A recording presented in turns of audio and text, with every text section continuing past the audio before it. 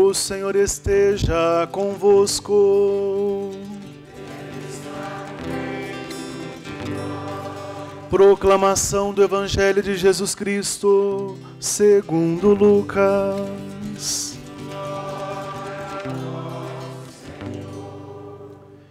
Muitas pessoas já tentaram escrever a história dos acontecimentos que se realizaram entre nós, como nos foram transmitidos por aqueles que, desde o princípio, foram testemunhas oculares e ministros da palavra. Assim sendo, após fazer um estudo cuidadoso de tudo o que aconteceu desde o princípio, também eu decidi escrever de modo ordenado para ti, excelentíssimo Teófilo. Deste modo, poderás verificar a solidez dos ensinamentos que recebeste. Naquele tempo, Jesus voltou para a Galiléia com a força do Espírito, e sua fama espalhou-se por toda a redondeza. Ele ensinava nas suas sinagogas e todos o elogiavam. E veio à cidade de Nazaré, onde se tinha criado.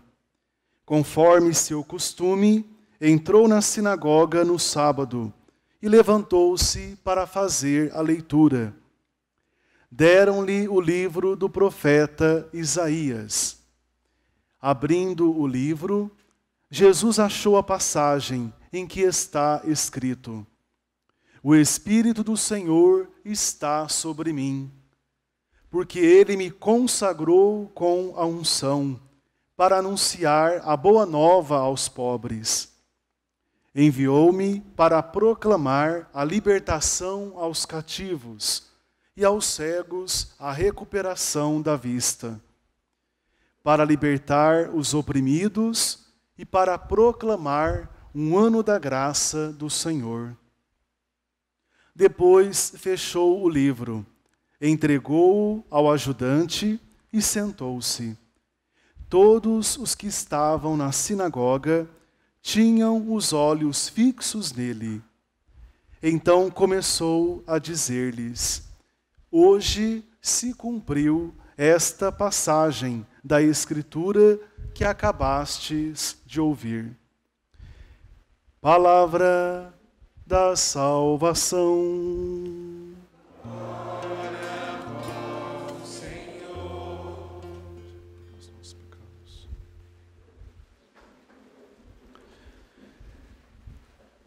Ó Senhor, vossas palavras são espírito, são vida. Queridos irmãos, queridas irmãs, já nos encontramos no ano litúrgico da Igreja, no terceiro domingo do tempo comum. E nos chama muita atenção a passagem do Evangelho de hoje, escrita pelo evangelista São Lucas. A partir deste terceiro domingo do tempo comum e todos os domingos do tempo comum, ao longo deste ano litúrgico, quem vai nos acompanhar nas passagens do Evangelho é justamente este evangelista, São Lucas, que, conforme escutamos a introdução do seu Evangelho, fez todo um estudo em oração, detalhado, para apresentar aos amigos de Deus as verdades da fé cristã desde os seus primórdios, desde o início. Veja, meus irmãos, ele cumprimenta aqui um companheiro chamado Teófilo. E, na verdade, Teófilo deve ser eu, Teófilo deve ser cada um de vocês também. Na língua grega, Teófilo significa amigo de Deus. Ora, meus irmãos, quem de nós não quer ter Deus como amigo? Quem de nós não quer ser amigo de Deus? O amigo conhece profundamente o seu companheiro, não é verdade? E por isso é capaz de amá-lo. Aliás, meus irmãos, nós somente somos capazes de amar quem nós realmente conhecemos. Portanto, Deus será sim o nosso amigo. Nós seremos amigos de Deus a partir do momento que nós aprofundarmos o nosso conhecimento, a nossa intimidade, a nossa experiência de Deus na vida. Aí sim, com bastante tranquilidade e verdade, podemos afirmar: eu sou amigo de Deus e Deus é meu amigo. Daí nós descobrimos a importância da palavra do Senhor ter lugar de destaque dentro do nosso coração, na nossa caminhada neste mundo.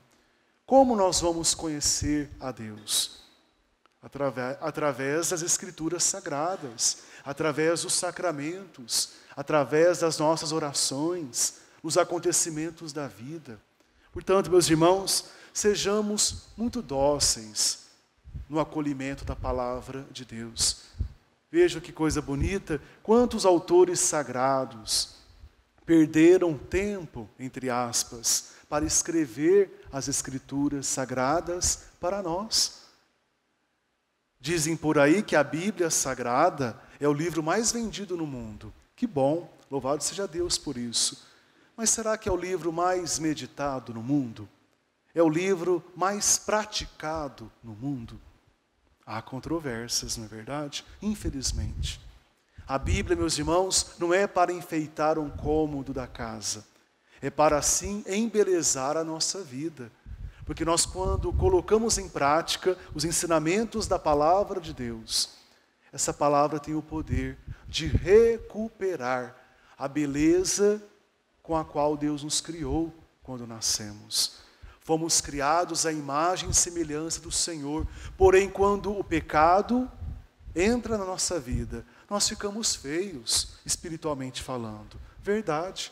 Perdemos o brilho do olhar, perdemos a pureza, perdemos a fidelidade a Deus, perdemos a graça da coerência de vida. Por isso ficamos feios no coração. É aquilo que nós falamos, um ditado popular, né? Por fora, bela viola, por dentro, pão bolorento. É assim que é um cristão que não vive a palavra de Deus. De aparências, vive de aparências. Infelizmente, tem o grande pecado da vida dupla. Dentro da igreja é uma coisa, fora dela, totalmente diferente. Infelizmente, meus irmãos, é um perigo que todos nós corremos. Por isso, desejemos ser teófilos, amigos de Deus. Saibamos dedicar tempo no nosso dia a dia para a escuta da palavra. Quem ama tem muito a dizer. Nós, quando amamos alguém, nós dizemos, às vezes, não tanto com as palavras, mas com atitudes, não é verdade? Assim é Deus conosco. Deus tem muito a nos dizer. Deus tem muito a declarar o seu amor por nós. E Ele o fará através das Sagradas Escrituras também. Então, que tenhamos esta docilidade que Nossa Senhora, por exemplo, teve. Ela se colocou inteiramente disponível a Deus. Eis aqui a serva, eis aqui a escrava do Senhor. Faça-se em mim conforme a vossa palavra. Eis o segredo, meus irmãos. Cada dia temos essa atitude da Santíssima Virgem Maria. Senhor, cumpra-se em mim, hoje e sempre, a vossa palavra. E Deus vai entender o recado. E aos poucos vai transformando o nosso coração, iluminando a nossa vida. Porque nós aprendemos a dar abertura a esta palavra. A primeira leitura de hoje, meus irmãos, nos falava da experiência do povo de Deus, o povo de Israel, que por muito tempo ficou exilado na Babilônia. Permaneceu o resto de Israel, alguns judeus. E eles, quando voltaram para Jerusalém, começaram a celebrar o culto novamente.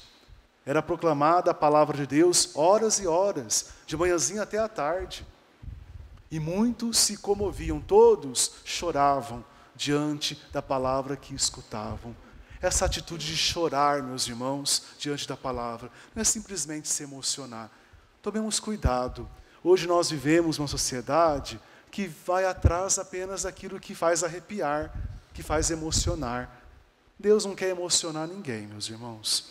Ser tocado por Deus não significa ser emocionado por Deus. Ser tocado por Deus significa ser ajudado. Escutar uma palavra de vida, de encorajamento, de ânimo, de conversão. Isso é ser tocado. Se a gente quer se emocionar, não é na igreja que a gente tem que fazer isso. Vamos pegar um filme romântico, né, que a gente se emociona, gostoso. Mas na igreja não. Deus é muito mais do que uma emoção, uma sensação. Deus é uma pessoa, meus irmãos. E com a pessoa se relaciona, convive. Com a pessoa há diálogo, há convivência, não é verdade? Então, quando o autor aqui nos falava na primeira leitura que o povo chorava, era para dizer que a palavra tocou o coração daquele povo. É um gesto de conversão, de arrependimento dos pecados, porque eles passaram a confrontar a própria vida diante da palavra que estavam escutando. Meus irmãos, com que disposição interior nós ouvimos a palavra de Deus? Dizem que o corpo fala, não é verdade? Até o jeito de nós nos acomodarmos na igreja, como nós ficamos em pé ou de pé na igreja, isso expressa interesse àquilo que nós estamos celebrando e escutando. Oxalá, meus irmãos, essa palavra sempre encontre um lugar especial nos nossos corações e que ela nos toque no sentido de nos despertarmos para uma vida nova, nos despertarmos para o abandono do pecado, porque nós não precisamos do pecado para a felicidade verdadeira. Felicidade verdadeira nós experimentamos quando temos Deus na vida, quando nós somos guiados, orientados pela palavra. A segunda parte do Evangelho nos falava exatamente isso. Jesus volta para a sua terra natal, lá em Nazaré. E como bom judeu que era, foi à sinagoga, à igreja da época. O sábado, um dia sacratíssimo para os judeus. É o dia do Senhor, podemos assim dizer. Ele, Jesus, toma o livro da lei, a palavra sagrada, e profere aquela passagem tão conhecida do profeta Isaías. Orígenes, um pensador cristão antigo, diz assim, que não foi ao acaso que Cristo abriu justamente este trecho das Escrituras. Foi pura inspiração divina. Que passagem foi esta? O Espírito do Senhor está sobre mim, porque Ele me consagrou com a unção, para anunciar a boa nova aos pobres, enviou-me para proclamar a libertação aos cativos e aos cegos a recuperação da vista. Jesus, quando termina esse trecho, meus irmãos, faz uma homilia de uma frase. O padre poderia aprender com ele, né? E diz assim: hoje se cumpriu esta passagem da Escritura que acabastes de ouvir.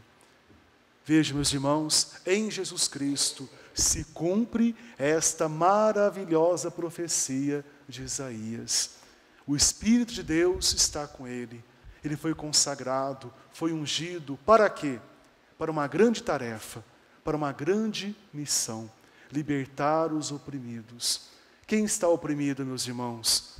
Nós somos tantas vezes oprimidos, prisioneiros pelos pecados que cometemos. Mas Cristo Jesus, o verdadeiro Messias, o Filho unigênito de Deus, veio a este mundo com esta missão, para nos salvar, para nos libertar daquilo que nos oprime, daquilo que mata a nossa amizade com Deus, que são os nossos pecados. Portanto, meus irmãos, voltemos o nosso coração para o Senhor. Hoje, se nós desejarmos, se ao Senhor manifestarmos fé, esta passagem pode também se cumprir na nossa vida. O Papa Bento XVI, quando comentava essa passagem do Evangelho, dizia que hoje é Jesus Cristo. Jesus é o nosso hoje. Ele veio nos libertar. E o Papa Emérito ainda dizia que devemos viver bem o nosso carpe diem. Muitos adotam essa filosofia de vida, né? Aproveite o dia, o carpe diem. O cristão aproveita bem o hoje da sua existência no Senhor, buscando não agradar a si mesmo, não querer satisfazer as próprias vontades, caprichos, baixas paixões, mas o hoje na vida de um cristão é o encontro pleno com Jesus Cristo. Então que essa palavra hoje nos toque, meus irmãos, e que saibamos aproveitar cada hoje que o Senhor nos permite viver na amizade profunda com Ele. Amém?